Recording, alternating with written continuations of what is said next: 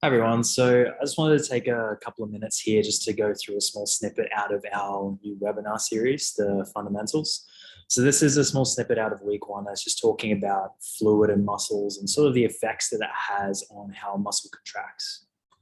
So I guess like to kind of start this off, as everyone kind of knows, like muscles are generally full of water. Like they always have been. It's part of the reason why water is so important from a nutritional standpoint.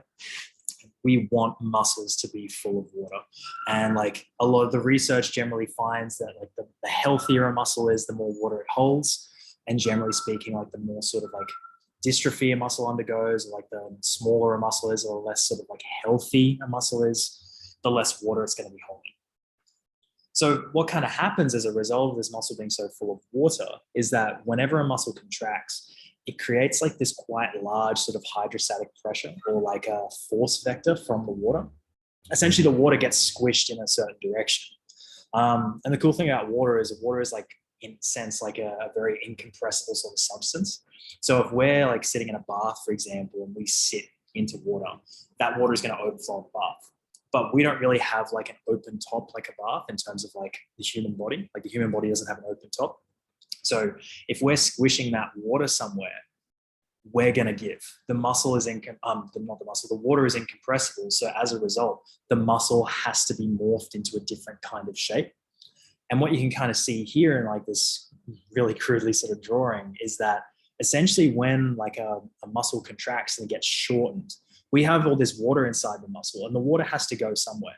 It's not going to change volume. There's still the same amount of water inside it. So what happens is that the water actually pushes outwards on the muscle. It makes the muscle look bigger. It makes it look wider. That's part of the reason why muscles will kind of look like this when it contracts and fully shorten. It's because whenever there's water in here, the water has to move somewhere. It can't just stay where it is and the muscle itself just kind of like continues to like change shape. The water has to move somewhere and actually changes how the muscle will look when it contracts versus when it's relaxed.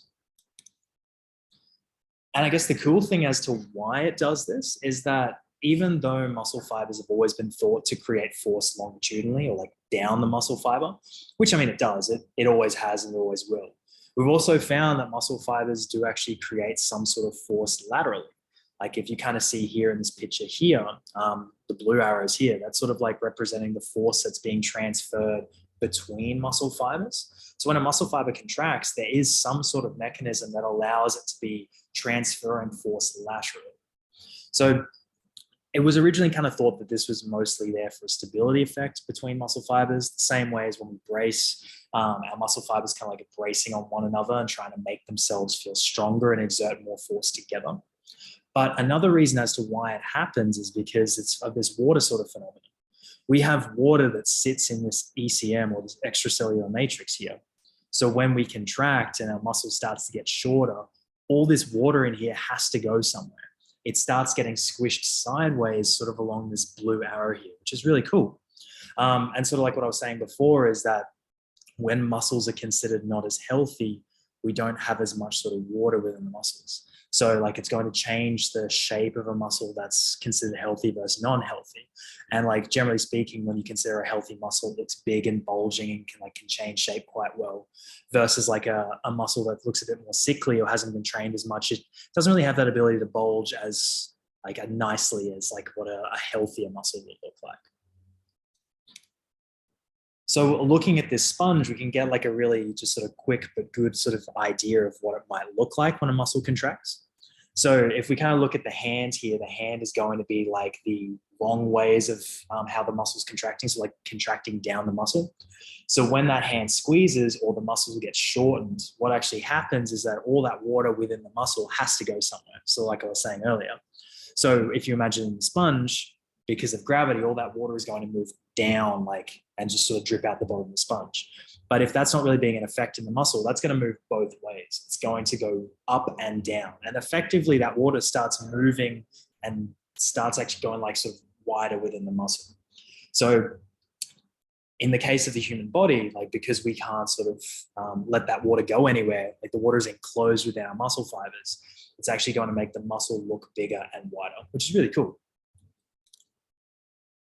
And I guess on top of that as well, like we can sort of use our it's like specific training styles or just like specific training programs to sort of like take advantage of this, use more of this, use less of this.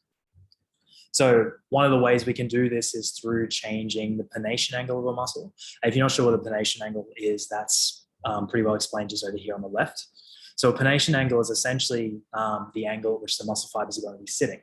So generally speaking, anyone that does a lot of strength training will find that that pronation angle will start to increase or start to angle up a little bit more. And essentially it's just an adaptation so that the muscle can create more force like down the line of pull. It becomes a little bit more mechanically efficient in that sense.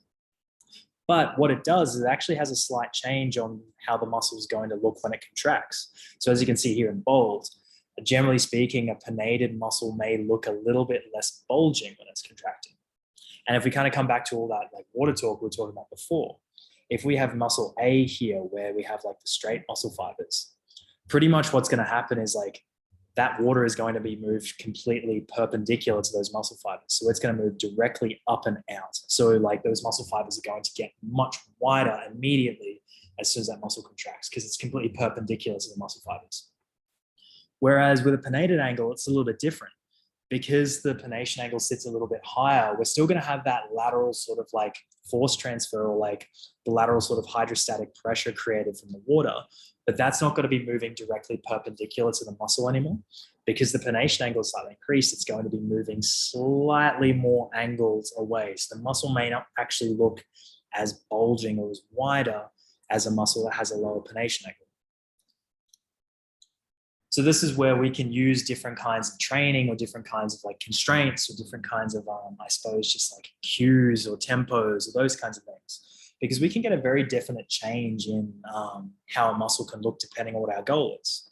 So we've got like a bodybuilder here, we've got a strongman here, we've got Rich Piana and Eddie Hall. So Rich being the bodybuilder here, probably always typically trained more like a bodybuilder. So higher reps, lower rate, kind of like chasing muscle groups, higher volume, those kinds of things. Both athletes here have been on some form of anabolics, so that kind of like levels the playing field here. Even though Rich may have taken some things like synthol to increase the muscle mass, they do have very different sort of shaped biceps.